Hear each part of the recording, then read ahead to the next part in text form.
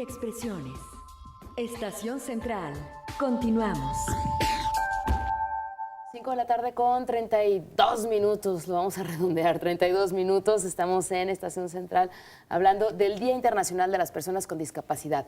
Esta tarde nos acompañan el licenciado Juan Medina Salgado, académico de la Universidad del Valle de Atemajac, Campus Guadalajara, de la UNIVA, y además es coordinador del programa UNIVA Incluye.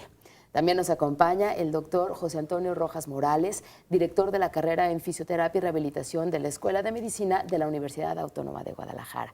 Y el maestro Luis Eduardo Baltasar Arias, coordinador del Centro de Servicios de Psicología Clínica para Adolescentes y Adultos del Centro Universitario de Ciencias de la Salud de la Universidad de Guadalajara. Su punto de vista es muy importante, comuníquese con nosotros, 3030-5307 y 01800-087-8807. Si usted tiene algún amigo, alguna amiga, algún familiar con alguna discapacidad, usted se considera que es una persona incluyente, que incluye tanto socialmente, en la educación, en cualquier ámbito, incluye usted a las personas con discapacidad. Si usted que nos está sintonizando y tiene alguna discapacidad se siente incluido, usted participa, de qué forma en la sociedad, en la educación, en la familia. Esperamos su comunicación, 3030-5307. Hablando de la inclusión, las personas con alguna discapacidad en Jalisco están integradas, tanto en la forma social, en la forma productiva, en la escuela. ¿Cómo estamos en estos ámbitos? Ya hablábamos de la familia, ¿no?, de los papás.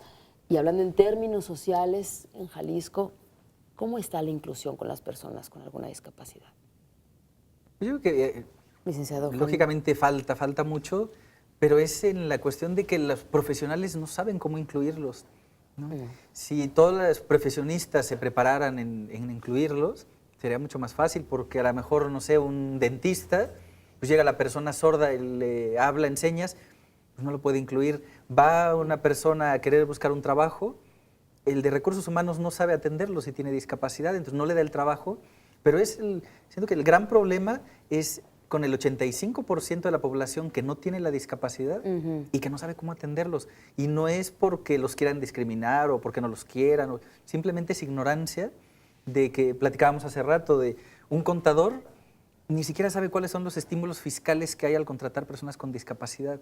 No sabe ahorita que todavía en la ley, si haces cualquier adaptación, por ejemplo, un arquitecto, es 100% deducible para la empresa, si pone rampas, pues debería ser un nicho de mercado para arquitectos, es decir, si ahorita es 100% deducible, me pongo a claro, se quiere visitar ver así. todos. Digo, que ayuda, ¿no? Sí. Obviamente. Ajá. Y así todas las licenciaturas deberíamos de prepararlos para que sepan cómo atender. Llegan al psicólogo, ¿no? Llegan a una farmacia, una persona ciega y el de la farmacia no sabe darle la cajita, se la debe de poner en braille o darle una receta en braille a un doctor, cuando el braille se aprende en 2 horas.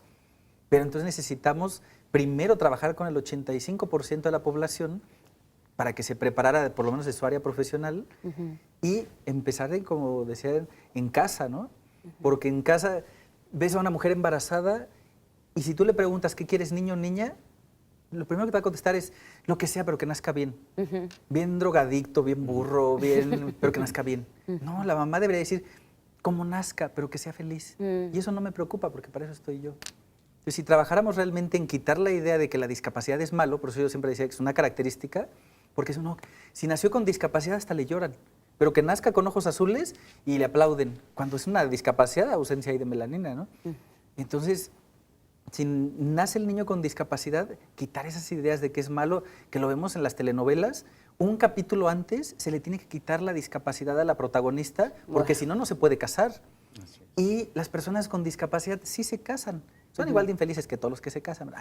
No, pero también se casan y también hacen su familia, pero tenemos esa idea de que, ¿no?, discapacidad, tache, discapacidad es malo, cuando simplemente es una característica de vida que tiene muchas barreras, pero porque el 85% de la población pues, no sabe atenderlos, si no, no tendrían esas barreras. Contamos con la discapacidad de integrarnos, convivir, entender y respetar, ¿no? Sí, doctor. Sí, yo considero lo mismo, ¿no? Yo creo que falta mucha educación de todas las personas para aceptar, ¿sí?, a las personas con discapacidad. Finalmente, son personas que igual sienten y que de igual manera necesitan una forma de ser económicamente activos. Un punto importante aquí es eso, ¿no? Si tomamos en cuenta que en cuanto a edades, por ejemplo, ¿sí? de 30 años de edad, ¿sí? a los 80 o más, ¿sí? un 70% de esas personas son las que tienen discapacidad. Estamos hablando de que son personas económicamente activos y que eso los va a retrasar o a reprimir. Entonces necesitamos también ser incluyentes en darles las oportunidades tanto desde el punto de vista social, pero también desde el punto de vista económico, ¿no? de trabajo, darles esas oportunidades. A mí me parece, Begoña, que hay que diferenciar entre si están integrados y si están incluidos. ¿Por qué hago esta diferencia? Integrados, claro que están en nuestra casa, están en nuestra sociedad, pero incluidos como eje central me parece que no. ¿Por qué?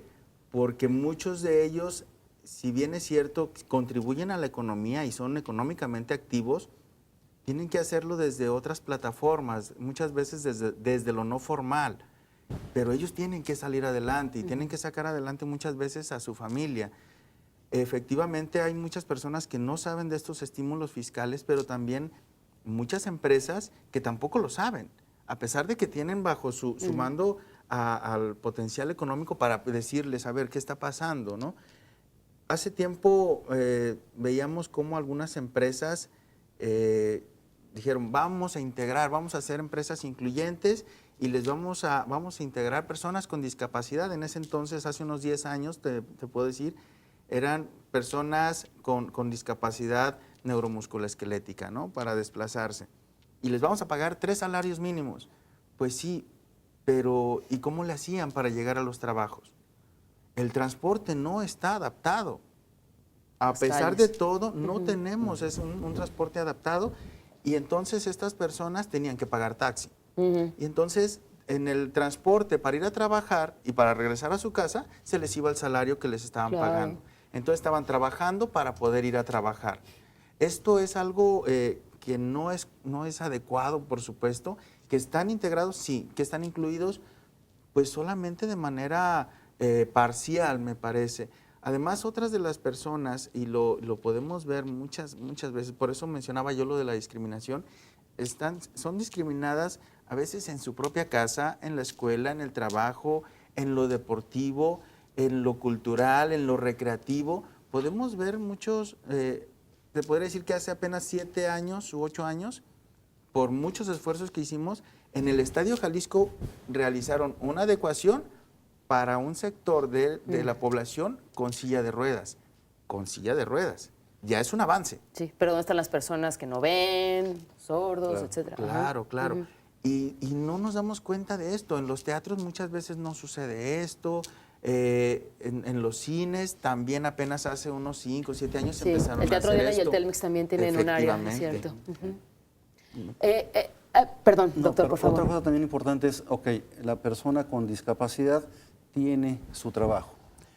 Pero aquí tenemos también que ver, y eso es parte de todos nosotros, pues, el hecho de que a esa empresa en recursos humanos, hacerle ver que esta persona tiene discapacidad y que a lo mejor no puede estar tanto tiempo sentado, no puede estar tanto tiempo de pie, que necesita, que no tiene control de esfínteres, por ejemplo, y que tiene ese apoyo, entonces, o que requiere de esa necesidad más bien. Entonces son muchas situaciones que se deben de entender. No es nada más darle el trabajo a la persona, sino crearle una atmósfera adecuada en su trabajo, ¿no? ¿Cómo hemos ido evolucionando?